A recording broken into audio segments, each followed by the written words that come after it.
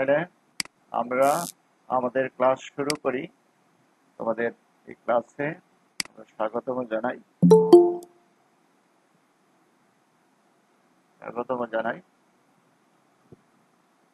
আমরা পার্ট আছি পঞ্চম অধ্যায়, বিজ্ঞান প্রথম পত্রে পঞ্চম অধ্যায়, এবং আজকের পার্ট হচ্ছে অনেকগুলো ছবি দেখা যাচ্ছে এখানে মধ্যে ছত্রাক গঠিত রোগ ও লাইকেন, এই দুইটা জিনিস সম্পর্কে আমরা আজকের ক্লাসে পড়াশোনা করব।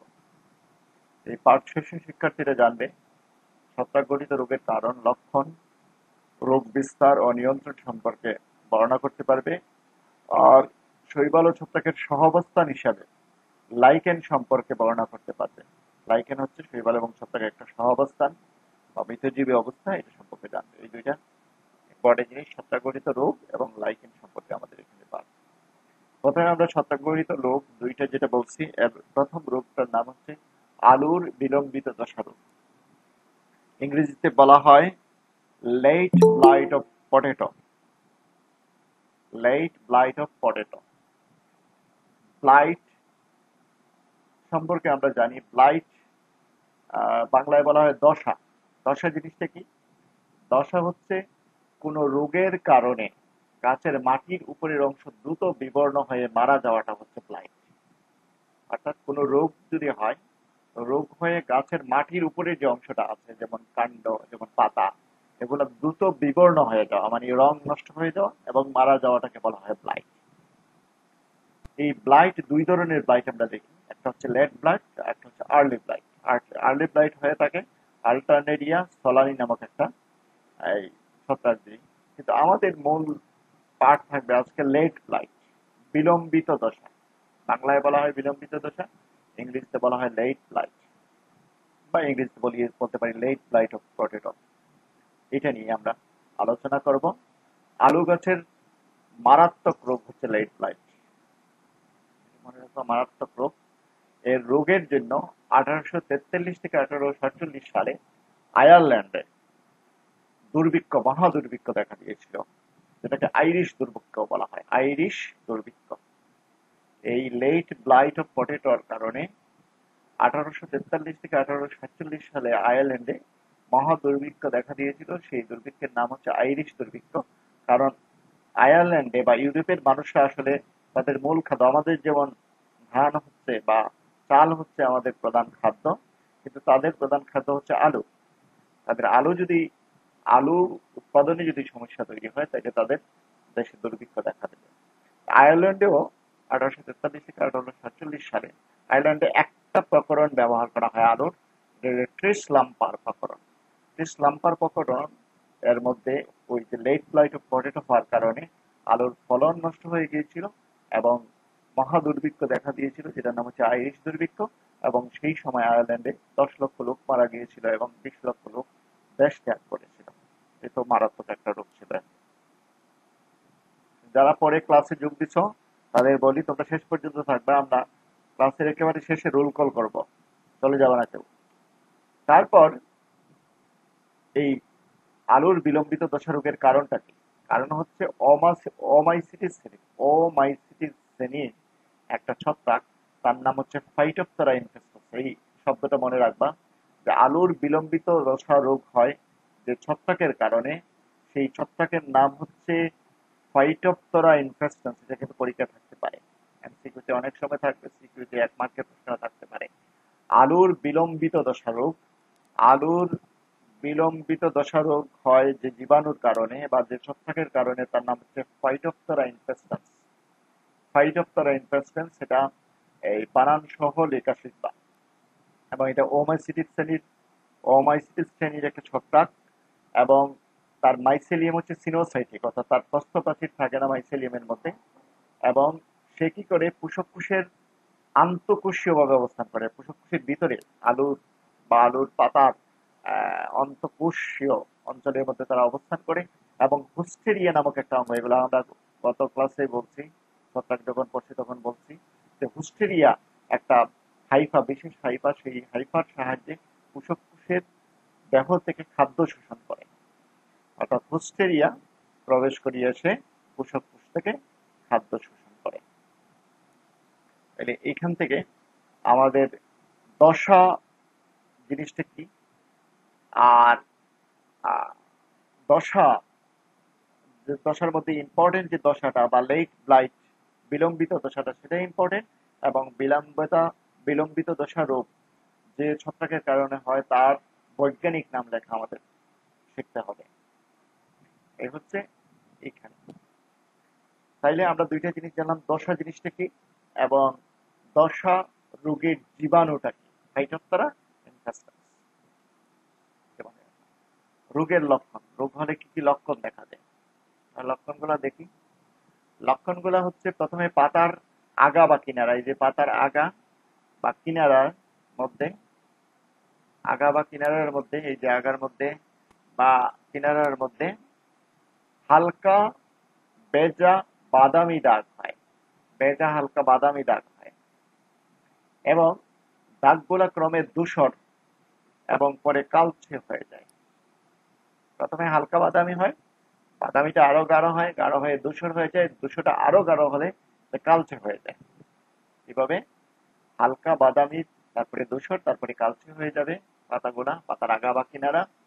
তারপরে অনুকূল আবহাওয়া, ছত্রাকের জন্য অনুকূল আবহাওয়া যখন থাকবে তখন সমস্ত পাতা এবং উদ্ভিদ দেহের মধ্যে এই দাগটা ছড়িয়ে যাবে। এখানে তো আমরা একটা জায়গায় দেখছি, কিন্তু অনুকূল পরিবেশ যখন আসবে তখন সমস্ত গাছটার মধ্যে এই হালকা বাদামি ধূসর কালচে বর্ণের দাগ দেখা যাবে। এবং মেঘলা এবং নিম্ন তাপমাত্রা, মেঘলা আবহাওয়া যেমন আজকের দিন মেঘলা, কিছুটা মেঘলা এবং নিম্ন তাপমাত্রা যদি থাকে তাইলে এই ছত্রাক জন্মানোর জন্য অনুকূল। এই সময়ে কয়েকদিনের মধ্যে সব পাতা জলসে শুকিয়ে যায়, এবং সব পাতা জলসে শুকিয়ে গেলে সেখানে মধ্যে তীব্র পচা গন্ধ হবে, গন্ধ হয়ে যাবে। এবং পাতার নিচের দিকটা নিম্নতক, পাতার নিম্নতক যদি আমরা অণুবীক্ষণ যন্ত্রে পরীক্ষা করি দেখা যাবে যে অনেকগুলো হাইফি পত্ররন্ধ্র দিয়ে বের হয়ে আসছে, এবং সেই পত্ররন্ধ্র দিয়ে বের হয়ে আসা যে হাইফি গুলা বা মাইসিলিয়াম গুলা, সেগুলোকে বলা হয় কনিডিওফোর। অর্থাৎ পাতার নিম্নতক যদি আমরা পরীক্ষা করি আক্রান্ত পাতার, তখন তার নিচে পত্ররন্ধ্র দিয়ে বের হয়ে যাওয়া অনেকগুলো হাইফি দেখা যাবে, সেগুলোকে বলা হবে কনিডিওফোর। এবং তীব্র সংক্রমণ যখন হবে তখন টিউবার, টিউবার বুঝো তো, টিউবার হচ্ছে আলু, আমরা যে আলু খাই সেটা হচ্ছে টিউবার। টিউবার হচ্ছে একটা রূপান্তরিত কাণ্ড। এই টিউবারে বাদামি বর্ণ হতে পারে এবং শুষ্ক পচন হয়ে যেতে পারে, যেটা আমরা এখানে দেখতে পাচ্ছি। এই যে এইখানে শুষ্ক পচন এবং বাদামি বর্ণ হয়ে গেছে, এই ধরনের হতে পারে। আলুর খোসা কুঁচকে যেতে পারে, খোসা কুঁচকে যেতে পারে এবং গাঢ় বর্ণের হতে পারে। এই লক্ষণগুলো দেখা যায়, যে এখানে লক্ষণগুলো দেখা যায় সমস্ত পাতায় এই বাদামি ধূসর কালচে বর্ণ হয়ে যেতে পারে, এবং অনুকূল পরিবেশে ঠান্ডা তাপমাত্রায় বা নিম্ন তাপমাত্রায় এটা সমস্ত পচে গিয়ে জলসে গিয়ে পচা গন্ধ বের হতে পারে। এবং নিম্নতাপ পরীক্ষা করলে অনেকগুলো কনিডিওফোর দেখা যাবে, পত্ররন্ধ্র দিয়ে বের হয়ে আসছে। আর শেষ পর্যন্ত এই গাছের পাতা এবং কাণ্ড থেকে শেষ পর্যন্ত মাটির নিচে যে টিউবার থাকে সেই টিউবারও আক্রমণ করতে পারে এবং সেটাও বাদামি বর্ণ হয়ে যেতে পারে, তার খোসা কুঁচকে যেতে পারে। এই ধরনের লক্ষণ আমরা দেখতে পাই বিলম্বিত দশা রোগ বা ফাইটোপ্থরা ইনফেস্টান্সের ছত্রাকের আক্রমণের কারণে। পরে আসি রোগের বিস্তারটা কিভাবে হয়। রোগের বিস্তারটা হয় যে রোগাক্রান্ত আলু, রোগাক্রান্ত আলু থেকে চারা বের হওয়ার পর, অর্থাৎ রোগাক্রান্ত আলু বলতে আমরা বোঝাচ্ছি যে আলু তো আসলে আলু থেকেই আলু তৈরি করা হয় সাধারণত। আলুর চুপ যেটাকে আমরা বলি, সেই চুপটা কেটে রোপণ করা হয়।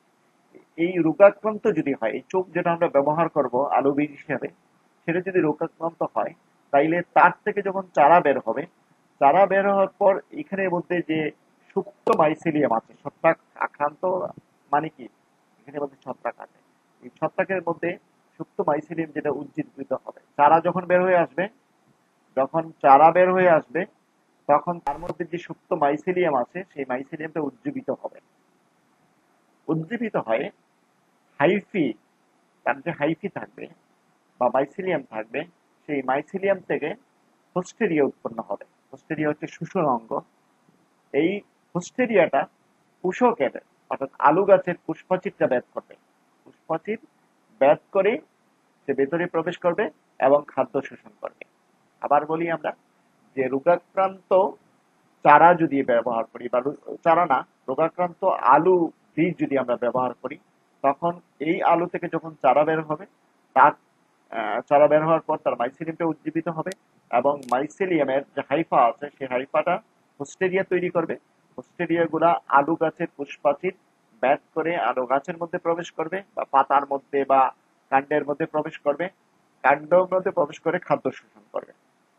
এবং যখন অনুকূল পরিবেশ আসবে, ছত্রাকের জন্য অনুকূল পরিবেশ আসবে, তখন পত্ররন্ধ্র পথে কনিডিয় ফুর বের হবে এবং কনিডিয় ফুরের প্রান্তের মধ্যে ডিম্বাকৃতির কনিডিয়া তৈরি হবে। ইম্পর্টেন্ট হচ্ছে আমাদের জন্য কনিডিয়াটা বের হবে। কনিডিয় ফুরের প্রান্তের মধ্যে কনিডিয়া ডিম্বাকৃতির কনিডিয়া তৈরি হবে, আমরা দেখবো একটু চিত্রের মধ্যে।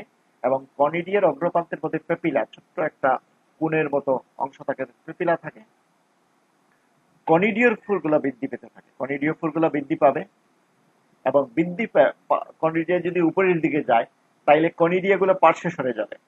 কনিডিয় ফুল যদি উপরের দিকে বাড়তে থাকে, তাইলে কনিডিয়া পার্শ্বে চলে যাবে। চিত্রের মধ্যে আমরা দেখবো একটু, কনিডিয়া পার্শ্বে চলে যাবে এবং কনিডিয়া সংলগ্ন যে কনিডিয় ফুল অংশ আছে সেখানের মধ্যে একটা নোড তৈরি হবে।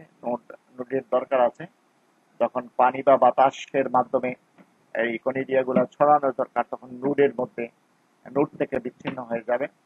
আর প্রত্যেকটা কনিডিয় ফুলের মধ্যে 8টা থেকে 10টা কনিডিয়া উৎপন্ন হবে, 8টা থেকে 10টা কনিডিয়া উৎপন্ন হবে এবং বাতাস বা পানির সাহায্যে এগুলা ছড়িয়ে পড়ে নতুন গাছকে আক্রমণ করবে। এই হচ্ছে, আবার সংক্ষেপে বলি, প্রথমে রোগাক্রান্ত আলু বীজ লাগালাম আমরা, চারা বের হলো, চারা বের হওয়ার সাথে সাথে সুপ্ত মাইসিলিয়াম যেটা আছে সেটা উজ্জীবিত হবে। তারপরে তার হাইফা থেকে হোস্টেরিয়া তৈরি হবে। হোস্টেরিয়া গুলা আলু গাছের পুষ্পাচির ভেদ করে কুশের মধ্যে প্রবেশ করবে, খাদ্য শোষণ করবে। অনুকূল পরিবেশে পত্ররন্ধ্র পথে বের হয়ে আসবে।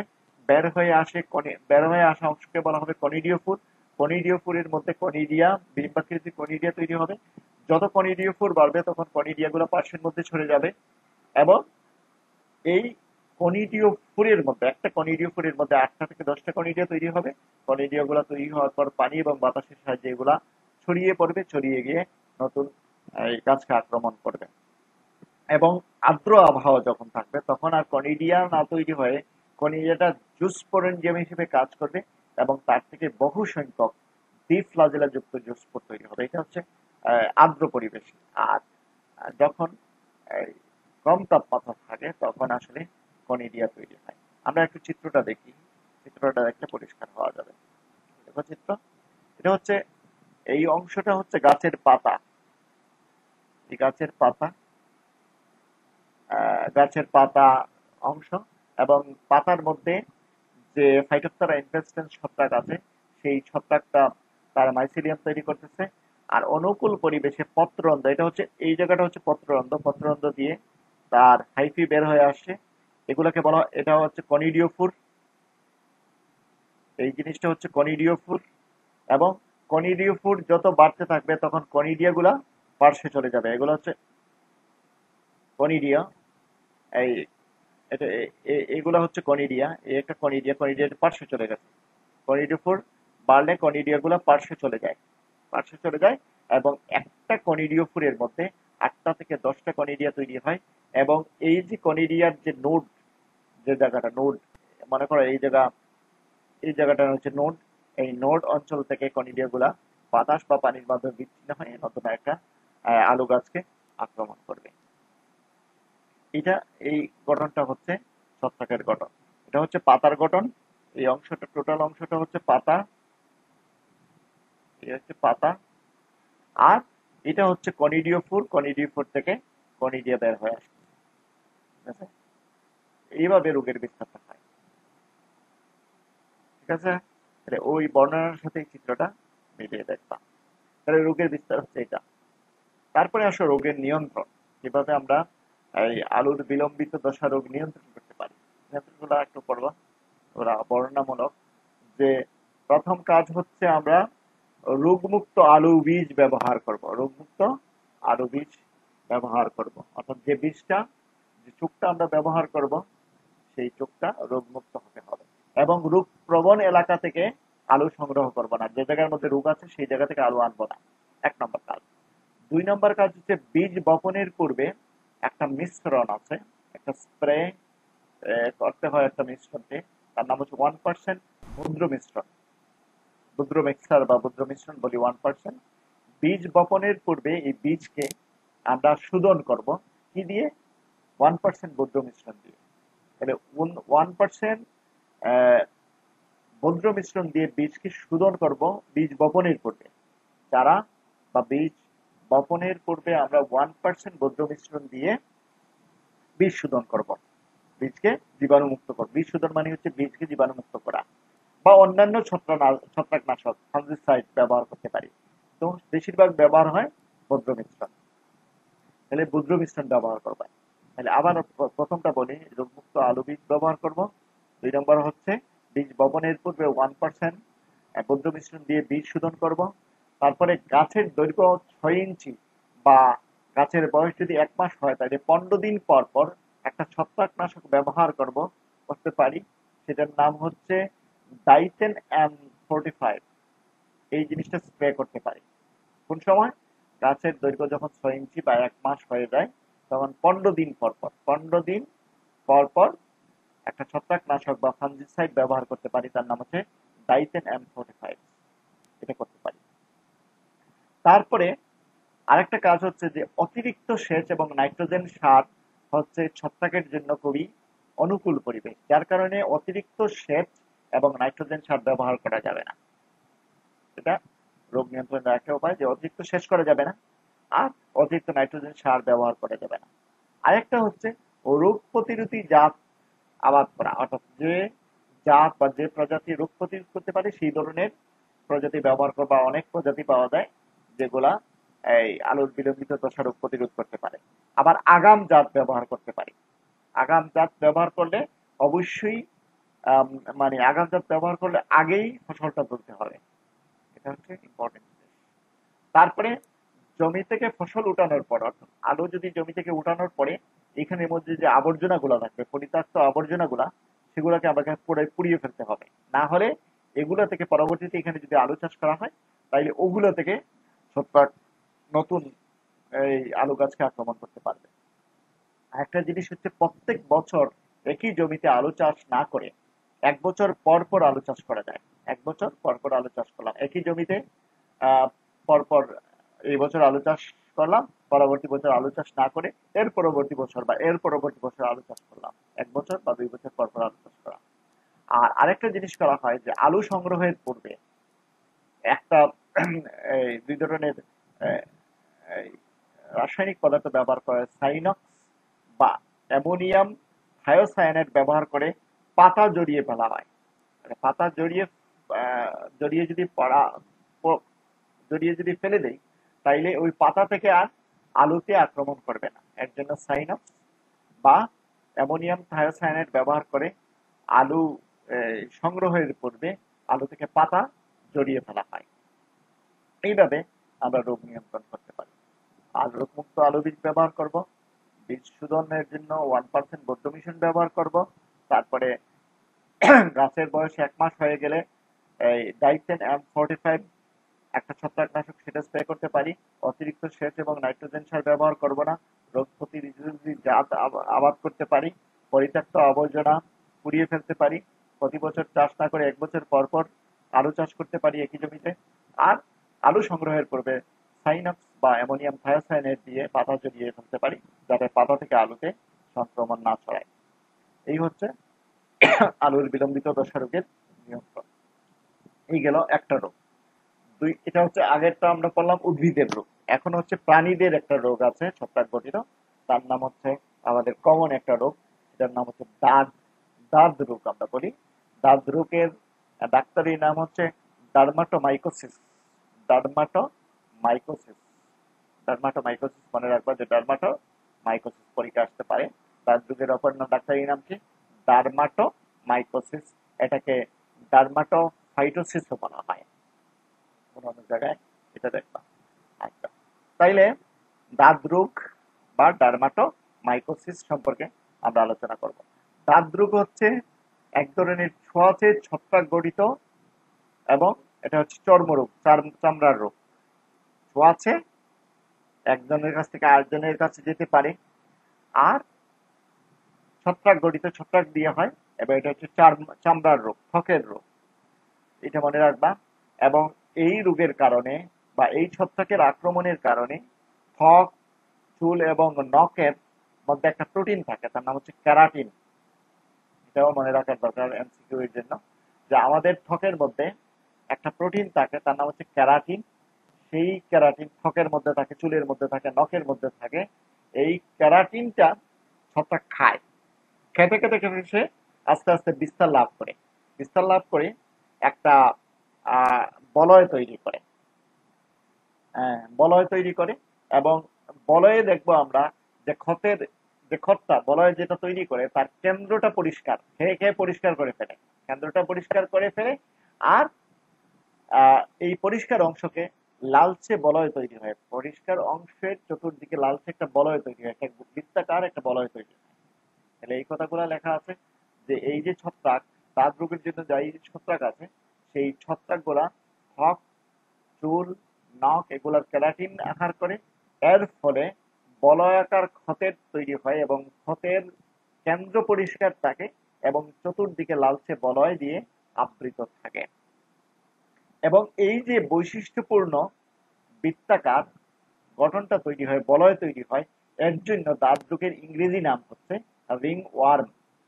রিং ওয়ার্ম বলা হয়। তাইলে দাঁত রোগের ইংরেজি নাম হচ্ছে রিং ওয়ার্ম, আর দাঁত রোগের ডাক্তারি নাম হচ্ছে ডার্মাটোমাইকোসিস বা ডার্মাটোফাইকোসিস। এই দুইটা জিনিস দেখছি আমি। ডার্মাটোমাইকোসিস হতে পারে, ডার্মাটোফাইটোসিস হতে পারে। এই কথাগুলো মনে রাখবা। তো দাঁত রোগ হচ্ছে ছত্রাক গঠিত ছোঁয়াচে রোগ, চর্মের রোগ। ত্বক, চুল, নাকে আক্রমণ করে এবং তার প্রোটিন খায়। এটার নাম হচ্ছে ক্যারাটিন নামক প্রোটিন খায়। এবং সেটা একটা লালচে বলয় তৈরি করে, এর জন্য এটার নাম হচ্ছে রিংওয়ার্ম। ডাক্তারি ভাষায় এটাকে ডার্মাটোমাইকোসিস আর ডার্মাটোফাইটোসিস বলা হয়। তারপরে আসো এই রোগের কারণটা কি। কারণ হচ্ছে তিন ধরনের ছত্রাক দিয়ে এটা হয়। তিন ধরনের ছত্রাকের নামগুলো মনে রাখতে হবে, পরীক্ষায় আসছে। তিন ধরনের ছত্রাকের একটা নাম হচ্ছে ট্রাইকোফাইটন, ট্রাইকোফাইটন। আরেকটার নাম হচ্ছে মাইক্রোস্পোরাম, আরেকটার নাম হচ্ছে অ্যাপিডার্মোফাইটন। ট্রাইকোফাইটন, মাইক্রোস্পোরাম এবং অ্যাপিডার্মোফাইটন নামক তিন ধরনের ছত্রাক দিয়ে দাঁত রোগ হয়। ঠিক আছে। এবং ট্রাইকোফাইটন দিয়ে খুব বেশি হয়, যার কারণে এই রোগটার আরেকটা নাম, এগুলো অত ইম্পর্টেন্ট না, যে চিনিয়া ট্রাইকোফাইটিনা ও বলা হয়, বা ট্রাইকোফাইটোসিসও বলা হয়। মানে দাঁত রোগের এই দুইটা নাম হতে পারে ট্রাইকোফাইটন নামক ছত্রাকের আক্রমণের কারণে। এটা হচ্ছে ইম্পর্টেন্ট না। তিন ধরনের ছত্রাকের নামই মনে রাখবা, ট্রাইকোফাইটন, মাইক্রোস্পোরাম এবং ডার্মাটোফাইটন। এই তিনটা ছত্রাক দিয়ে হয় এবং এই তিনটা ছত্রাককে চিকিৎসা শাস্ত্রে বলা হয় টিনিয়া। ছত্রাককে, এই তিনটে ছত্রাককে একত্রে টিনিয়া বলা হয়। এবং এইখানে দেখো মাইক্রোস্পোরামের ছবি আমি দিচ্ছি। মাইক্রোস্পোরাম, মাইক্রোস্পোরাম ছোট ছোট, এই যে মাইক্রোস্পোরাম দেখা যাচ্ছে, এগুলো হচ্ছে ছত্রাক। এক একটা হচ্ছে কনিডিয়া, ছত্রাকের কনিডিয়া দেখা যাচ্ছে, এটা হচ্ছে ছত্রাক, মাইক্রোস্পোরাম ছত্রাকের ছবি আমরা দেখাচ্ছি। তাহলে এগুলো মনে রাখবা। যে এক নম্বর হচ্ছে দাঁত রোগ হচ্ছে ছোঁয়াচে ছত্রাকঘটিত চর্মরোগ। এটা ত্বক, চুল এবং নখের ক্যারাটিন খায় এবং বলয় তৈরি করে, এর জন্য এর নাম হচ্ছে রিংওয়ার্ম। তার ডাক্তারি নাম হচ্ছে ডার্মাটোফাইকোসিস। তিন ধরনের ছত্রাক দিয়ে দাঁত রোগ হয়, একটা হচ্ছে টাইকোফাইটন, একটা হচ্ছে মাইক্রোস্পোরাম, আর একটা হচ্ছে অ্যাপিডার্মোফাইটন। এবং এই তিনটাকে একত্রে বলা হয় টিনিয়া। রোগের লক্ষণ, রোগ হলে কি কি লক্ষণ দেখা যায়, এই যে ছবি আমরা দেখতে পাবো। এখন ওই যে আগে বলছিলাম যে বলয় তৈরি করে, এই যে বলয় তৈরি করতেছে গাড়ের মধ্যে, বলয় তৈরি করতেছে, চামড়ায় ছোট ছোট লাল বৃত্তাকার ফুসকুড়ি, রেশ বলা হয়, ছোট ছোট ছোট ছোট অসংখ্য এই ফুরির মতো, আমরা ফুরি বলি, ফুসকুড়ি আসলে বৃত্তাকার ফুসকুড়ি তৈরি হয়, রেশ তৈরি হয়। রেশ বা ফুসকুড়ি তৈরি হয়, অনেকগুলো ফুসকুড়ি বা রেশ তৈরি হচ্ছে এখানের মধ্যে। এবং এই ফুসকুড়ি বা রেশ গুলা একত্রিত হয়ে একটা রিং এর মতো গঠন তৈরি করতেছে। এটা হচ্ছে কি রিং, রিং এর মতো গঠন তৈরি করতেছে। এটা এক নম্বর হচ্ছে বৃত্তাকারে ফুসকুড়ি থাকবে, ছোট ছোট লাল ফুসকুড়ি থাকবে, আর রিংয়ের মতো গঠন তৈরি করবে। 3 নম্বর হচ্ছে যে সুনির্দিষ্ট প্রান্ত সীমা বিশিষ্ট লাল ক্ষত। এটা লাল ক্ষত এবং প্রান্ত সীমা আছে, দেখো এখানে এখানে প্রান্ত সীমা আছে, এখানে এই যে প্রান্ত সীমা, সুনির্দিষ্ট প্রান্ত সীমা সহ লাল ক্ষত তৈরি হয়। এবং ত্বকের কখনো ত্বকের চুলকানি তৈরি হতে পারে, চুলকানি হতে পারে এবং চুলকানোর পর আহ, এই জায়গার মধ্যে জ্বালা হতে পারে, জ্বালা তৈরি হতে পারে এবং এইখান থেকে আঠালো রস বের হতে পারে চুলকালে, মনে রাখবা। আর লক্ষণ হচ্ছে যে মাথা মাথায় যদি হয়, অর্থাৎ দাঁত রোগ যদি মাথায় হয়, তাহলে মাথার চুল উঠে যাবে, মাথার চুল উঠে যাবে। এবং নখে, এই দেখো নখের মধ্যে দেখাইছি যে নখের মধ্যে কি হয়, নখে নখের রংটা দ্রুত বদলে যায়, নখের রংটা বদলে গেছে এবং খন্ড খন্ড হয়ে ভেঙে যায়, এই যে ভেঙে গেছে, নখটা ভেঙে গেছে। এই ধরনের এই দাঁত রোগের লক্ষণ এটা। 1 নম্বর হচ্ছে লাল ফুসকুড়ি, 2 নম্বর হচ্ছে রিং এর মতো গঠন, এর জন্য তার নাম হচ্ছে রিং ওয়ার্ম। আর সুনির্দিষ্ট প্রান্ত সীমা সহ লাল ক্ষত তৈরি হবে, এই জায়গার মধ্যে চুলকানি হতে পারে এবং চুলকানোর পর জ্বালা এবং আঠালো রস বের হতে পারে। মাথায় যদি হয় চুল উঠে যেতে পারে। নখে যদি হয় তাহলে নখের রং বদলাবে এবং ভেঙে যাবে, খন্ড খন্ড হয়ে ভেঙে যাবে। এই লক্ষণগুলা দেখা দিতে পারে দাঁত রোগের ফলে। তারপরে হচ্ছে দাঁত রোগের সংক্রমণটা কিভাবে হয়। সংক্রমণটা হয় যে গামে বেঁধে যায়, যদি শরীরটা যদি গামে বেঁধে যায়, বা আমাদের দেহ যদি অপরিচ্ছন্ন থাকে, গামে বেঁধে যায় যদি আমাদের শরীরটা, বা শরীরটা অপরিচ্ছন্ন থাকে, বা দীর্ঘ সময় ভেজা যদি থাকে, বা ত্বকের মধ্যে কোনো ক্ষত যদি থাকে, এমন শরীরের মধ্যে ছত্রাক দ্বারা আক্রান্ত হতে পারে।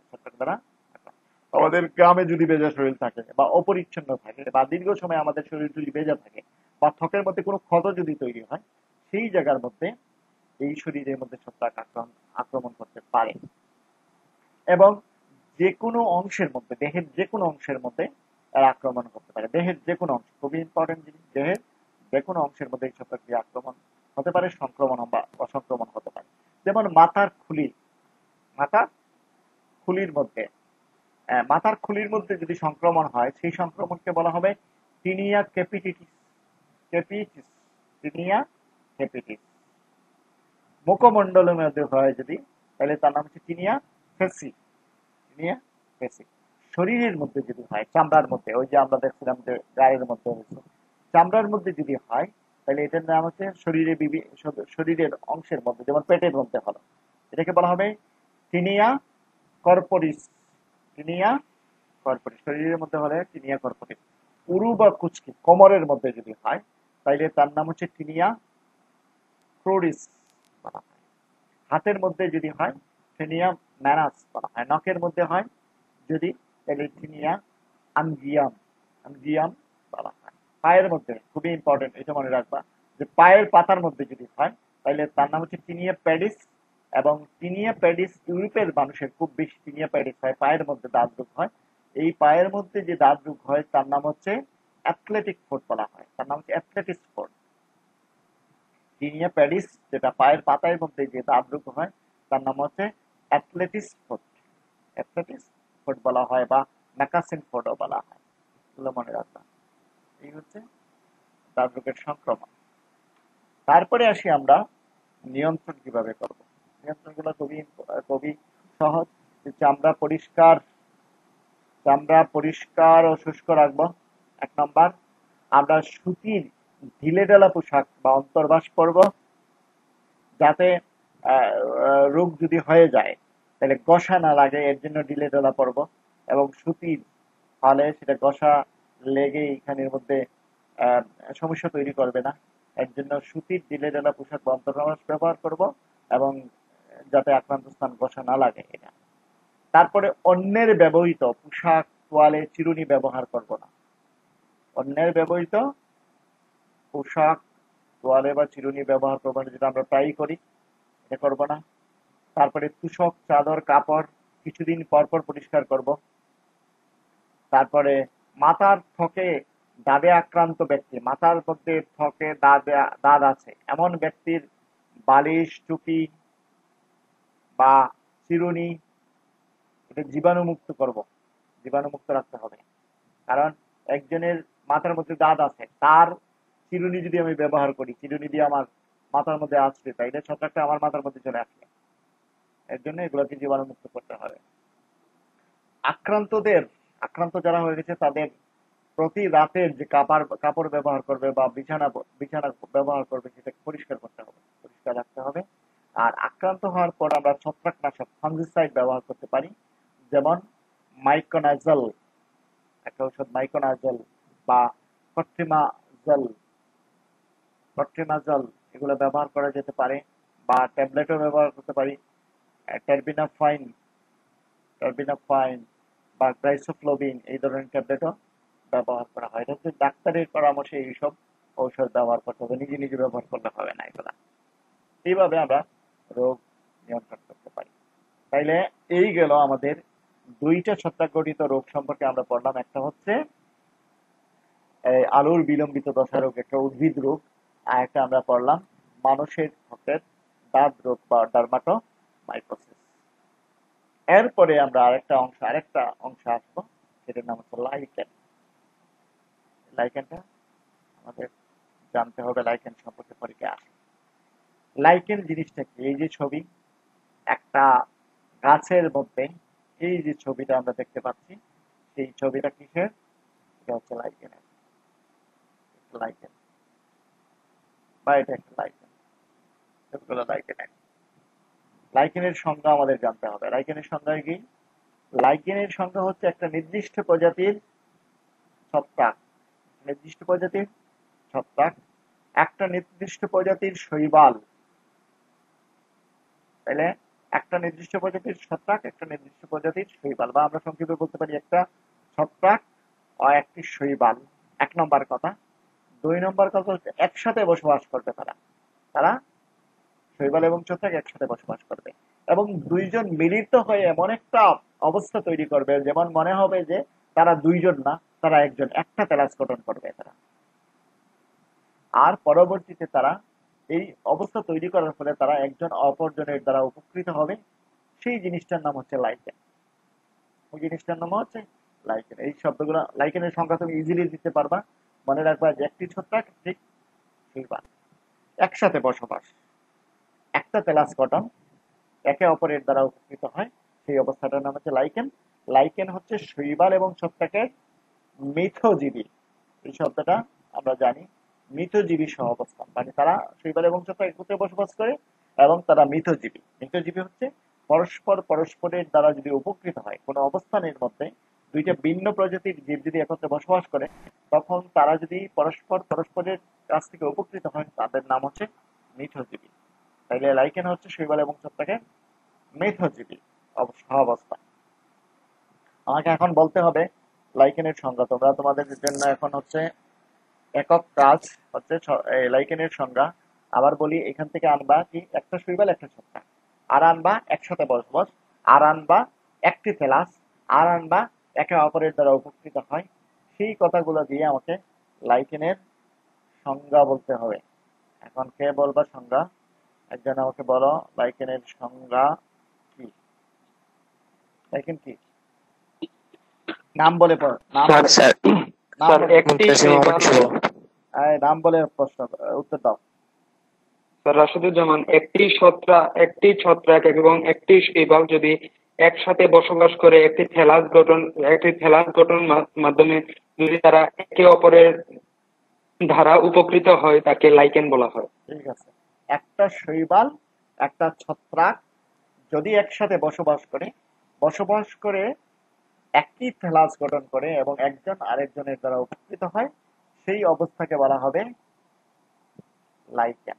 সেই অবস্থাকে বলা হবে লাইকেন। লাইকেন। লাইকেন, লাইকেনকে আমরা কি বলতে পারি? লাইকেনকে আমরা বলতে পারি আহ, লাইকেনকে আমরা এভাবে যদি আমরা দিয়ে দিই, যেমন লাইকেন মানে হচ্ছে, লাইকেন সমান হচ্ছে কি? ছত্রাক শৈবাল ছত্রাক প্লাস কি শৈবাল। শৈবাল। শৈবাল, এই দুইটার শৈবাল, এবং এই দুইটার কি ধরনের অবস্থান তারা করে? একজন আরেকজন মৃতজীবী। মিথজীবী হিসেবে অবস্থান করে। এই শব্দটা মনে রাখবা, সিম্বায়োটিক, মিথজীবী, রাখতে পারতেছি না, মৃতজীবী। মৃতজীবী অবস্থায় তারা সিম্বায়োসিস অবস্থায় থাকে, ঠিক আছে? তাইলে এই সংজ্ঞাটাই আমরা এখানে আবার দেখি, যে একটি ছত্রাক, একটি শৈবাল যখন একসাথে বসবাস করে একটি থেলাস গঠন করে এবং একে অপরের দ্বারা উপকৃত হয়, তখন তাকে লাইকেন বলা হয়। ঠিক আছে? মনে থাকবে? সবার মনে থাকবে? জি স্যার। ঠিক আছে। জি স্যার। এটা হচ্ছে আমাদের লাইকেনের সংজ্ঞা। মানে লাইকেন হচ্ছে শৈবাল ছত্রাকের মিলিত অবস্থা এবং সহাবস্থান, এবং তারা মিথজীবী হিসেবে থাকে। লাইকেনে শৈবাল এবং ছত্রাক ছত্রাক দুইটা থাকে, তাদের মধ্যে পরস্পরের সম্পর্কটা কি? সম্পর্ক হচ্ছে যে লাইকেনে শৈবাল এবং ছত্রাক অন্তরঙ্গ সাহচর্যে জীবন ধারণ করে, অর্থাৎ তারা একজন আরেকজনের সাথে এমন ভাবে মিশে থাকে যে তারা অন্তরঙ্গ সাহচর্য, অন্তরঙ্গ মানে হচ্ছে ঘনিষ্ঠ, আর সাহচর্য মানে হচ্ছে একজন আরেকজনের যে সাহায্য করে, এমন একটা অবস্থা তাদের মধ্যে থাকে। এবং তারা কি করে? তারা শৈবাল এবং ছত্রাক, কিন্তু তারা এমন ভাবে তাদের বৈশিষ্ট্যগুলো ত্যাগ করে যাতে মনে হয় যে তারা একটা তৃতীয় একটা উদ্ভিদ সত্তা। মানে তারা তো আসলে দুইজন, একজন হচ্ছে শৈবাল, আরেকজন হচ্ছে ছত্রাক, কিন্তু তারা এমন ভাবে ঘনিষ্ঠ হয় যাতে মনে হয় যে তারা মানে দুইজন না, তারা একজন তৃতীয় একটা উদ্ভিদ সত্তা হিসেবে তারা অবস্থান করে, বা তৃতীয় একটি উদ্ভিদ সত্তা হিসেবে গড়ে ওঠে তারা। তৃতীয় একটা উদ্ভিদ সত্তা, এখানে ইম্পর্টেন্ট। আচ্ছা, তার যে ছত্রাক সদস্য, অর্থাৎ লাইকেনের মধ্যে যে ছত্রাক সদস্য আছে, সে কি করে? শৈবালকে প্রতিরক্ষা দেয়। দুইজন তো দুইজনকে উপকার করে। ছত্রাক কিভাবে উপকার করে? শৈবালকে সে প্রতিরক্ষা দেয় এবং শৈবালের শালক সংশ্লেষের জন্য পানি লেগে বলছে, পানি এবং খনিজ সরবরাহ করে। ছত্রাক কি করে? শৈবালকে প্রতিরক্ষা দেয় এবং পানি এবং খনিজ সরবরাহ করে, শালক সংশ্লেষণের জন্য বা খাবারের জন্য পানি এবং খনিজ সরবরাহ করে। ছত্রাক এভাবে শৈবালকে উপকার করে। আর শৈবাল কিভাবে ছত্রাককে উপকার করে? শৈবাল শালক সংশ্লেষণে খাদ্য প্রস্তুত করে এবং সেই খাদ্য দিয়ে ছত্রাকের পুষ্টি চাহিদা পূরণ করে, নিজেও খায় এবং ছত্রাককেও দেয়। তাহলে এই হচ্ছে তাদের পারস্পরিক সম্পর্ক। এক, তারা হচ্ছে একটা তৃতীয় উদ্ভিদ সত্তা হিসেবে তারা মানে তৈরি হয়, এবং ছত্রাক শৈবালকে প্রতিরক্ষা দেয় এবং পানি এবং খনিজ লবণ শালক সংশ্লেষণ দেয়। আর শৈবাল কি করে? খাদ্য, শালক সংশ্লেষণের পক্ষে যে খাদ্য প্রস্তুত করে, সেই খাদ্য দিয়ে ছত্রাকের পুষ্টি সাধন হয় এবং নিজেরও পুষ্টি সাধন করে। এইভাবে তারা পরস্পরের দ্বারা উপকৃত হয়। এই অবস্থাটাই হচ্ছে মিথজীবী অবস্থা। এটা হচ্ছে তাদের পারস্পরিক সম্পর্ক। তারপরে এই লাইকেন কোথায় কোথায় পাওয়া যায় পৃথিবীতে? লাইকেনের বিস্তৃতি কি? লাইকেন সাধারণত জলীয় বাষ্পযুক্ত নাতিশীতোষ্ণ অঞ্চল বা শীতল অঞ্চলের মধ্যে, শীতল পরিবেশের মধ্যে তারা জন্মাতে পারে। তারা দেখো তারা কোথায় কোথায় বসবাস করে? তারা পুরাতন গাছের গুড়ির মধ্যে বসবাস করতে পারে বা কাণ্ডের মধ্যে বসবাস করতে পারে। তারপরে তারা পাথর আছে এমন মাটির মধ্যে, সংকরময় মাটির মধ্যে বসবাস করতে পারে। তারা পর্বতের গাত্রের মধ্যে, পর্বত বা পাহাড়ের গায়ে জন্মাতে পারে, এবং এমন সব স্থানে জন্মায় যারা, যেখানে সাধারণ উদ্ভিদ জন্মাতে পারে না। সাধারণ উদ্ভিদ জন্মাতে পারে না এমন সব জায়গা, যেমন সুউচ্চ পর্বত শৃঙ্গ, মরুভূমি, যেখানে মধ্যে সাধারণ উদ্ভিদ জন্মাতে পারে না, বা বরফ আচ্ছাদিত তুন্দ্রা অঞ্চল, এইসব জায়গার মধ্যে তাদের জন্মাতে দেখা যায়। যেসব জায়গার মধ্যে সাধারণ উদ্ভিদ জন্মাতে পারে না, সেই সব জায়গা, অর্থাৎ সুউচ্চ পর্বত শৃঙ্গ, তারপরে মরুভূমি, বরফ আচ্ছাদিত তুন্দ্রা অঞ্চল, এইসব জায়গায় তারা জন্মাতে পারে। এবং তোমাদের বইতে লেখা আছে আলাস্কা, আইসল্যান্ড, গ্রিনল্যান্ড, এইসব দেশের মধ্যে যে জন্মায়, যে লাইকেন গুলা জন্মায়, লাইকেনের যে গণ আস্তরণ থাকে, সেই গণ আস্তরণকে বলা হয় রেইনডিয়ার মস। যদিও তারা মস না, কিন্তু তাদেরকে রেইনডিয়ার মস বলা হয়। আলাস্কা, আইসল্যান্ড, গ্রিনল্যান্ডের মধ্যে লাইকেনের গণ আস্তরণ পাওয়া যায়, এদেরকে বলা হয় রেইনডিয়ার মস এটা খাদ্য হিসেবে বলগা হরিণ ব্যবহার করে ওইসব জায়গার মধ্যে। আর বিশ্বে প্রায় 1600 বা 1700 প্রজাতির লাইকেন পাওয়া যায়। এটা বিভিন্ন জায়গায় বিভিন্ন তথ্য আছে, 1600, কোনো জায়গায় 1700 প্রজাতির লাইকেন পাওয়া যায়। এই হচ্ছে লাইকেনের বিস্তৃতি। অর্থাৎ পৃথিবীর আহ, সব জায়গায়, মানে যে জায়গায় অন্যান্য উদ্ভিদ জন্মাতে পারে না সেই জায়গায়ও লাইকেন জন্মাতে পারে। তারপরে আসো লাইকেনের গঠন। লাইকেন শৈবাল ছত্রাক দিয়ে গঠিত। শৈবাল ছত্রাক দিয়ে গঠিত হলেও তারা স্বয়ংসম্পূর্ণ এবং বিষম পৃষ্ঠ ফেলাস। বিষম পৃষ্ঠ কি? বিষম পৃষ্ঠ হচ্ছে আহ, একটা থ্যালাসের উপরের দিক এবং নিচের দিক যদি আলাদা আলাদা আলাদা হয় সেটাকে বলা হয় বিষম পৃষ্ঠ। তাই না? বিষম পৃষ্ঠ থ্যালাস স্বয়ংসম্পূর্ণ তারা, এবং সেইখানের মধ্যে ছত্রাক এবং শৈবাল থাকে, এবং শৈবাল এবং ছত্রাক উপাদানের ভিত্তিতে তারা বিভিন্ন আকৃতির হতে পারে। আকৃতিটা বিভিন্ন হতে পারে, তাদের শৈবাল এবং ছত্রাক উপাদানের ভিত্তিতে তাদের থ্যালাসের আকৃতি ভিন্ন হতে পারে। সাধারণত তারা ধূসর ধূসর হতে পারে বা সবুজাভ ধূসর হতে পারে। সবুজাভ, যেহেতু এই শৈবাল থাকে এই জন্য সবুজাভ ধূসর হতে পারে বা ধূসর হতে পারে। এবং কোনো কোনো প্রজাতির ক্ষেত্রে হলুদ, লাল, গোলাপি বা বাদামি হতে পারে। এই ধরনের তারা হতে পারে। আর দুইটা শব্দ মনে রাখবে এখানের মধ্যে। একটা হচ্ছে লাইকেনের মধ্যে ছত্রাক থাকে, আর লাইকেনের ছত্রাক সদস্যকে বলা হয় মাইকোবায়ন। লাইকেনের ছত্রাক সদস্যকে বলা হয় মাইকোবায়ন, আর শৈবাল সদস্যকে বলা হয় ফাইকোবায়ন, ফাইকোবিয়ন বা ফটোবায়ন্টও বলা হয়। ফটোবায়ন, ফাইকোবিয়ন বলা যেতে পারে। আর ছত্রাক সদস্যকে বলা হয় মাইকোবিয়ন বা মাইকোবায়ন্টও বলতে পারি। ছত্রাককে মাইকোবায়ন আর শৈবালকে, লাইকেনের শৈবাল সদস্যকে বলা হয় ফাইকোবায়ন বা ফটোবায়ন্টও বলা যায়। এদের শব্দ মনে রাখবা। এই গেল লাইকেনের গঠন। লাইকেনের শ্রেণীবিন্যাসটা আমাদের জানতে হবে কিন্তু। বাসস্থানের ভিত্তিতে লাইকেনের শ্রেণীবিন্যাস, মানে কোন জায়গায় বসবাস করে তার ভিত্তিতে লাইকেনকে 6টা ভাগে ভাগ করা যেতে পারে। একটা হচ্ছে কর্টিকলাস। কর্টিকলাস হচ্ছে গাছের বাকল, গাছের বাকল বা কাণ্ডের মধ্যে বসবাস করে যেসব লাইকেন তাদেরকে বলা হয় কর্টিকলাস। যেমন গ্রাফিস একটা উদাহরণ হচ্ছে গ্রাফিস। গ্রাফিস হচ্ছে একটা লাইকেন, তারা কর্টিকলাস লাইকেন। টেরিকোলাস হচ্ছে উষ্ণ আর্দ্র মাটিতে বসবাস করে, উষ্ণ আর্দ্র মাটিতে বসবাস করে, যেমন কমেল্লা, কলেম্মা। কলেম্মা হচ্ছে টেরিকোলাস। মাটির মধ্যে টেরি শব্দের অর্থ মাটি দিয়ে তৈরি হয় যেগুলো, সেগুলো হচ্ছে টেরিকোলা। টেরি বলা হয় টেরিকোলাস।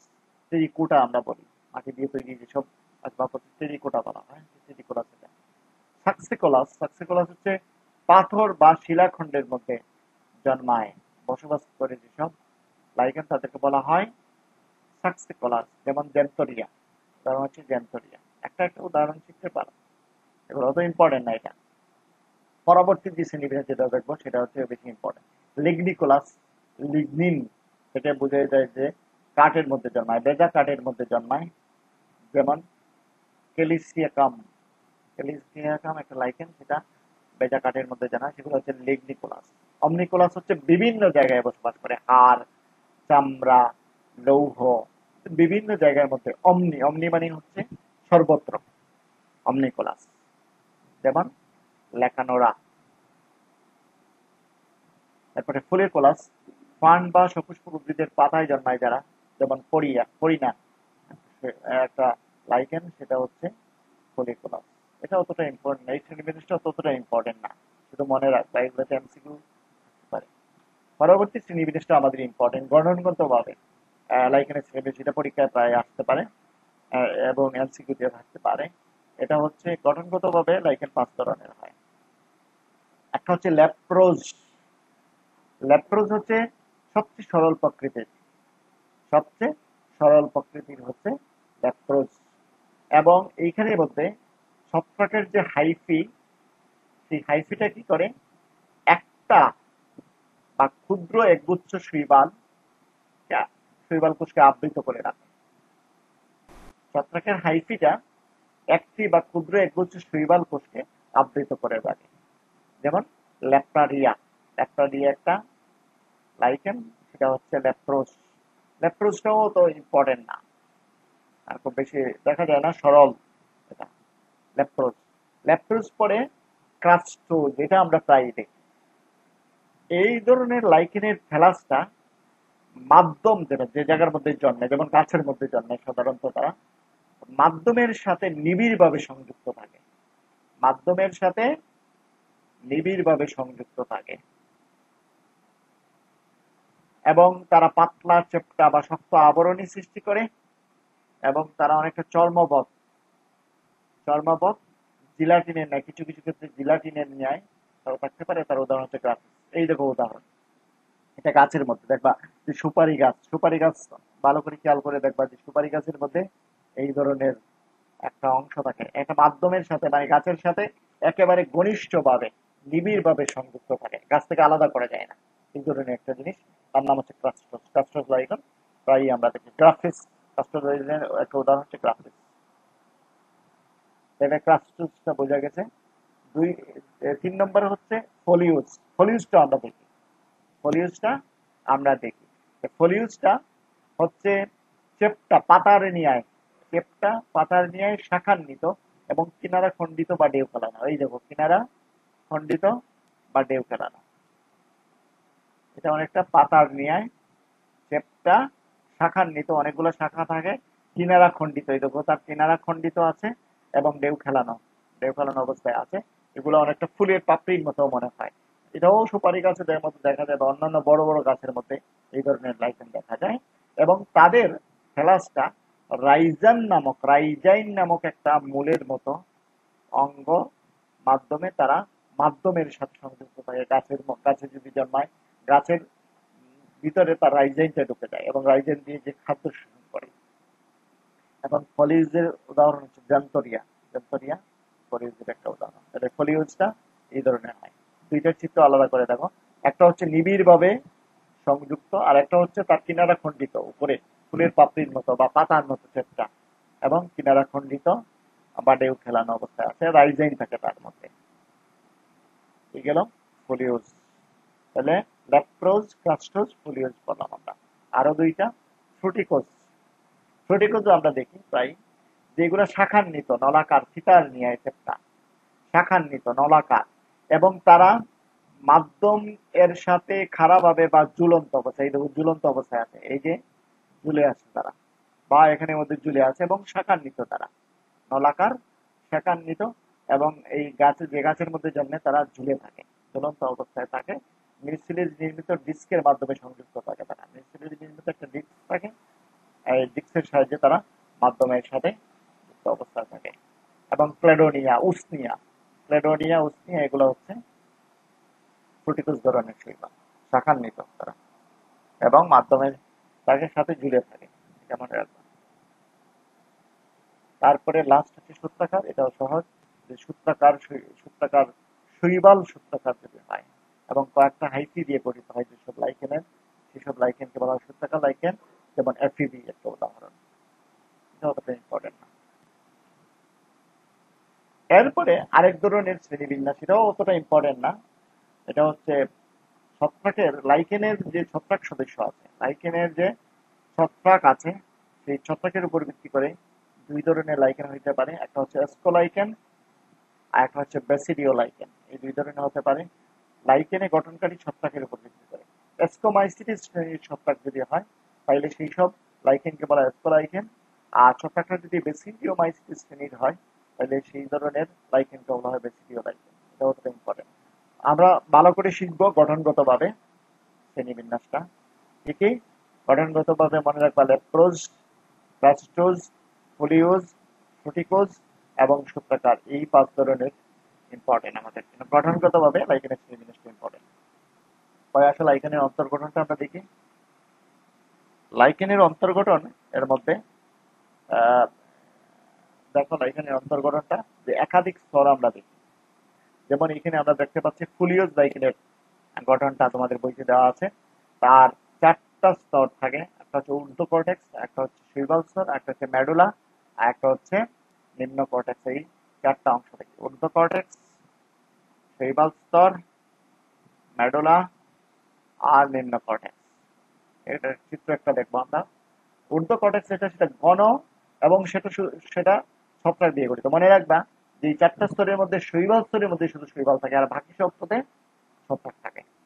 ঊর্ধ্ব কর্টেক্স ছত্রাককে হাইফি দিয়ে তৈরি হয়, ঘন সন্নিবিষ্ট, এটা হচ্ছে ঘন, এবং সেইখানে ফাঁক থাকে না, সাধারণত ফাঁক থাকে না, ফাঁক থাকলে ওই নিউসিলিজ দিয়ে ভরা থাকে, এবং পুরু এবং বহিতকের মতো কাজ করে সে ঊর্ধ্ব কর্টেক্স। শৈবাল স্তর, এটা হচ্ছে ছত্রাকের হাইফির ফাঁকে ফাঁকে শৈবাল শৈবাল থাকে, এবং এটা সংক্ষিপ্ত স্তর, ছোট একটা স্তর, নির্দিষ্ট প্রজাতির একটা লাইকেনের মধ্যে নির্দিষ্ট প্রজাতির শৈবাল থাকে। মেডুলা, মেডুলা হচ্ছে শৈবাল স্তরের নিচে থাকে এবং এটা পুরু এবং ফাঁকা ভাবে অবস্থিত, ছত্রাকীয় হাইফি দিয়ে গঠিত হয়, এবং তার কেন্দ্রের দিকটা একটু ঘন এবং শাখা প্রশাখাযুক্ত। নিম্ন কর্টেক্স মেডুলার নিচে, একেবারে নিচে থাকে সেটা, সেটাও ঘন সন্নিবিষ্ট এবং ছত্রাকীয় হাইফি দিয়ে গঠিত। কারণ আমরা জানি ঊর্ধ্ব কর্টেক্স মেডুলা এবং নিম্ন কর্টেক্স সবটাই ছত্রাকের হাইফি দিয়ে গঠিত, শুধুমাত্র শৈবাল স্তরের মধ্যে ছত্রাকের হাইফির সাথে শৈবাল থাকে। নিম্ন কর্টেক্স ছত্রাকের হাইফি দিয়ে গঠিত হয়, এবং সেইখান থেকে মূলের মতো একটা গঠন তৈরি হয়, তার নাম হচ্ছে রাইজাইন, যেটা রাইজয়েড তুল্য, এর জন্য তার নাম হচ্ছে রাইজাইন। এটা মূলের মতো গঠন এবং নির্ভরশীল বস্তু, গাছের বাকল হোক বা পাথর হোক, তার সাথে আটকে রাখে এবং খাদ্য শোষণে সহযোগিতা করে। রাইজাইন মূলের রুমের মতো কাজ করে বা মূলের মতো কাজ করে। এই হচ্ছে তার অন্তর্গঠন। আবার আমরা একটু চিত্রটা দেখি। চিত্রটা ওই যে আমরা বলছিলাম যে তার চারটা অংশ, একটা হচ্ছে ঊর্ধ্ব কর্টেক্স, এই অংশটা ঊর্ধ্ব ঘন, তারপরে শৈবাল স্তর, এই ছত্রাকের হাইফির ফাঁকে ফাঁকে ছত্রাক এই শৈবাল শৈবাল থাকে, এটা শৈবাল শৈবাল স্তর। মেডুলা খুবই ফাঁকা, শুধুমাত্র ছত্রাকের হাইফি দিয়ে তৈরি, ফাঁকা। আর নিম্ন কর্টেক্স হচ্ছে, এটাও ছত্রাকের হাইফি দিয়ে তৈরি, কিন্তু পুরু স্তর একটা, ছত্রাকের হাইফি দিয়ে তৈরি, এবং সেইখান থেকে এক ধরনের মূলের মতো গঠন বা রাইজয়েডের মতো গঠন তৈরি হয়, তার নাম হচ্ছে রাইজাইন, এবং রাইজাইনের মাধ্যমে সে তার মাধ্যমের সাথে সংযুক্ত থাকে। এই হচ্ছে অন্তর্গঠন। এটা অন্তর্গঠন বোঝা গেছে? অন্তর্গঠন এই জিনিসগুলা, এই চারটা জিনিস দিয়ে তৈরি হয়। লাইকেনের জনন সম্পর্কে আমরা আলোচনা করি। লাইকেনের জনন হচ্ছে তিন ধরনেরই হয়। জননটা অঙ্গজ ও যৌন জনন তিন ধরনের হয়। অঙ্গজ জননটা হয় থেলাসের খণ্ডায়ন এবং ক্রমাগত পচন এবং মৃত্যুর মাধ্যমে তার অঙ্গজ জনন হতে পারে। খণ্ডায়ন যদি হয়ে যায়, থেলাসটা দুই খণ্ড হয়ে যায়, দুই খণ্ড থেকে আলাদা আলাদা লাইকেন জন্মাতে পারে, বা মাঝখানে যদি পচে যায়, তাহলে এই পচা অংশ থেকে দুই খণ্ড হয়ে যেতে পারে এবং তার অঙ্গজ জনন হতে পারে। অযৌন জননটা তিন ধরনের স্পোরের মাধ্যমে হতে পারে। একটা হচ্ছে সেরিডিয়া, একটা হচ্ছে ইসিডিয়া, আর একটা হচ্ছে পিকনিডিও স্পোর। এই তিনটার মাধ্যমে তার অযৌন জনন হতে পারে। সেরোডিয়াম নামক একটা অঙ্গ আছে। সেই অঙ্গটা হচ্ছে একটা শৈবালকে ছত্রাকটুর দিকে ঘিরে রাখে একটা ক্ষুদ্র দেহ তৈরি করে, তার নাম হচ্ছে সেরিডিয়াম, এবং সেই সেরিডিয়ামটা বাতাস এবং বাতাসের মাধ্যমে ছড়িয়ে পড়ে এবং তারা অঙ্কুরিত হয় বা তারা বিকশিত হয়ে লাইকেন হিসেবে আত্মপ্রকাশ করে, সেরিডিয়াম। আর ইসিডিয়াম হচ্ছে ঊর্ধ্ব কর্টেক্স দ্বারা আবৃত সরল শাখান্বিত একটা অযৌন স্পোর, তার নাম হচ্ছে ইসিডিয়াম, এবং ইসিডিয়ামটাও বৃদ্ধিপ্রাপ্ত হয় এবং রূপান্তরিত হয়ে লাইকেনে রূপান্তরিত হতে পারে। আর ছত্রাকের দেহে ফ্লাক্সের মতো একটা পিকনিডিয়া নামক একটা গঠন তৈরি হয়। সেই পিকনিডিয়ার অভ্যন্তরের মধ্যে পিকনিডিয় স্পোর তৈরি হয় এবং পিকনিডিয় স্পোরটা অঙ্কুরিত হয়ে শেষ পর্যন্ত, পিকনিডিয়া আসলে ছত্রাক, শৈবাল এই লাইকেনের মধ্যে ছত্রাক সদস্য, এবং পিকনিডিয়া অঙ্কুরিত হয়ে ছত্রাকের অনুসূত্র গঠন করে এবং এই ছত্রাকটা পরবর্তীতে শৈবালের সংস্পর্শে এসে লাইকেন তৈরি করে। অর্থাৎ পিকনিডিয় স্পোরটা শুধুমাত্র ছত্রাকের স্পোর, এবং সে অঙ্কুরিত হয়ে আহ, ছত্রাক তৈরি করে, এবং সেই ছত্রাকের সংস্পর্শে শৈবাল এসে শৈবাল এবং ছত্রাক সমন্বয়ে লাইকেন তৈরি হয়। আর ছত্রাক এই লাইকেনের যৌন জননটা হচ্ছে ছত্রাক দ্বারা নিয়ন্ত্রিত হয়, ছত্রাকের মাধ্যমে নিয়ন্ত্রিত হয়। ছত্রাকের যৌন জননী হচ্ছে লাইকেনের ও যৌন জনন, এবং এসকোলাইকেনের মধ্যে আমরা এসকোকার্প নামক একটা অঙ্গ দেখি, তার মাধ্যমে এই লাইকেনের যৌন জনন হতে পারে। কোনো কোনো ক্ষেত্রে প্লাজমোগেমির মাধ্যমেও এই লাইকেনের যৌন জনন হতে পারে। এই শব্দগুলো মনে রাখবা যে লাইকেনের জনন 3 ধরনের হতে পারে: অঙ্গজ, অযৌন, যৌন। লাইকেনের অঙ্গজ জনন খণ্ডায়ন এবং ক্রমাগত নিত্য পচনের মাধ্যমে হয়। অযৌন জনন 3টা স্পোরের মাধ্যমে হয়: একটা হচ্ছে সেরিডিয়া, একটা হচ্ছে ইসিডিয়া, আর পিক্রিডিও স্পোর হচ্ছে ছত্রাকের স্পোর। এই ছত্রাকের স্পোর অঙ্কুরিত হয়ে ছত্রাক দেহ তৈরি করে, ছত্রাকের অনুসূত্র তৈরি করে, এরা শৈবালের সাথে মিশে গিয়ে আবার লাইকেন তৈরি করতে পারে। আর যৌন জনন ছত্রাকের মানে লাইকেনের মধ্যে যে ছত্রাক থাকে তার উপর নির্ভর করে যৌন জনন। আর এটা লাইকেনের মধ্যে কার্পের মাধ্যমে যৌন জনন হতে পারে, কোনো কোনো ক্ষেত্রে প্লাজমোজেনের মাধ্যমে যৌন জনন হতে পারে। এটা অতটা ইম্পর্টেন্ট না আমাদের জন্য। লাইকেনের সর্বশেষ আমরা চলে আসছি, আমাদের জন্য লাইকেনের অর্থনৈতিক গুরুত্বটা খুবই ইম্পর্টেন্ট। আর লাইকেনের উপকারিতা খুব বেশি। কি 1 নম্বর উপকারিতা আসো, যে লাইকেন পাথুরে পরিবেশে, পাথর যে জায়গার মধ্যে, পাথুরে পরিবেশে ধীরে ধীরে মাটি গঠন করে, মাটি গঠন করে, মাটি গঠন করতে মুখ্য ভূমিকা পালন করে। লাইকেন পাথুরে পরিবেশে ধীরে ধীরে মাটি গঠন করে। এই যে প্রক্রিয়া, ধীরে ধীরে পাথুরে পরিবেশে মাটি গঠনের যে প্রক্রিয়া, সেই প্রক্রিয়াকে বলা হয় পোডোজেনেসিস। পোডোজেনেসিস পরীক্ষায় যদি বলে পোডোজেনেসিস কি, পাথুরে পরিবেশে লাইকেন কর্তৃক মাটি গঠন করার প্রক্রিয়ার নাম হচ্ছে পোডোজেনেসিস। তাহলে পোডোজেনেসিস করে লাইকেন, খুবই ইম্পর্টেন্ট একটা জিনিস। এবং লাইকেন এইখানের মধ্যে ওই যে পাথুরে পরিবেশে লাইকেন পচনের ফলে জৈব বস্তু তৈরি হয়, এবং সেই জৈব বস্তুর কারণে উদ্ভিদ জন্মানোর পরিবেশ তৈরি হয়। বুঝছো? তাইলে একটা হচ্ছে পাথুরে পরিবেশে মাটি গঠনে বা পোডোজেনেসিসে লাইকেন গুরুত্বপূর্ণ ভূমিকা পালন করে। এখানে সে নিজে পচে গিয়ে সেখানে যে জৈব বস্তু তৈরি হয়, সেই জৈব বস্তুগুলা মাটিতে অপরাপর উদ্ভিদ জন্মানোর পরিবেশ গড়ে তোলে। আর লাইকেন হচ্ছে প্রতিকূল পরিবেশে জন্মাতে পারে। প্রতিকূল পরিবেশে সহনের ক্ষমতার জন্য সে পাথুরে এবং মরুভূমিতে উদ্ভিদ সৃষ্টি করতে বা বনায়ন করতে লাইকেন মুখ্য ভূমিকা পালন করে। প্রতিকূল পরিবেশে যেহেতু জন্মায়, সেহেতু পাথুরে এবং মরুভূমির পরিবেশের মধ্যে উদ্ভিদ জন্মাতে বা বনায়ন করতে লাইকেন ভূমিকা পালন করে। তাহলে এই হচ্ছে উদ্ভিদের ক্ষেত্রে। আর লাইকেনের মধ্যে একটা স্টার্চ পাওয়া যায়, তার নাম লাইকেনিন।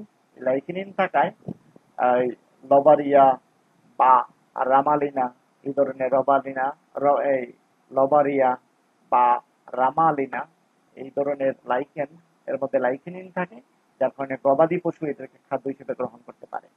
আর তুন্দ্রা এবং মরু অঞ্চল, উত্তর মেরু অঞ্চল বা তুন্দ্রা অঞ্চলের মধ্যে বলগা হরিণ এবং কার্বো জাতীয় প্রাণীগুলো আছে, সেগুলো রেইনডিয়ার মস নামক যে লাইকেন পাওয়া যায়, সেগুলো প্রধান খাদ্য হিসেবে ব্যবহার করে। এবং ওই যে উত্তর মেরু এবং তুন্দ্রা অঞ্চলের মানুষরা আইসল্যান্ড নামক একটা লাইকেন খাদ্য হিসেবে খেয়ে থাকে। এগুলো উদাহরণ করবা। লবারিয়া থেকে ফুসফুস এর রোগের ঔষধ তৈরি করা যায়, জেন্টোরিয়া থেকে জন্ডিস রোগের ঔষধ তৈরি করা যায়। তারপরে পেলটিকেরা নামক একটা লাইকেন আছে, তার থেকে জলাতঙ্ক রোগের ওষুধ তৈরি করা যায়। তারপরে অ্যাভারিনা নামক একটা লাইকেন আছে, তার থেকে সুগন্ধি তৈরি করা যায়। তারপরে রাসেলা নামক একটা লাইকেন আছে, তার থেকে রং, লিটমাস পেপার তৈরি করা যায়। এছাড়াও প্রায় 550 ধরনের প্রাকৃতিক দ্রব্য লাইকেন থেকে তৈরি করা যায়। যেমন চামড়ার ট্রেনিং এর ক্ষেত্রে বিভিন্ন ধরনের ঔষধ বা রাসায়নিক পদার্থ এটা থেকে তৈরি করা যায়। বিয়ারের ক্ষেত্রে লাইকেন ব্যবহার করা যায়, অ্যালকোহল তৈরি করতে, ধূপ তৈরি করতে।